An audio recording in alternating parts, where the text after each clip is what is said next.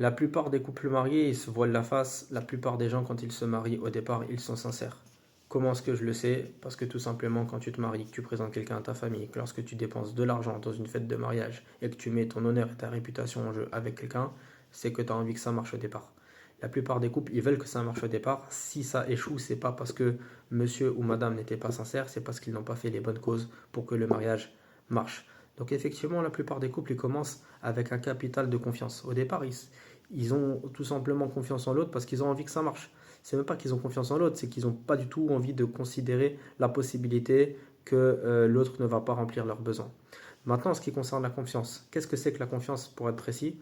Si on reprend les recherches de Lisa Feldman-Barrett, qui est une autorité en neurosciences affectives aujourd'hui, Lisa Feldman-Barrett, elle montre qu'en fait, la confiance, c'est tout simplement lorsque une personne remplit tes besoins de manière répétée, ton cerveau associe ces personnes-là avec des besoins remplis. Et quand une personne échoue à remplir tes besoins de manière répétée, ton cerveau associe cette personne-là avec quelqu'un qui ne remplit pas tes besoins.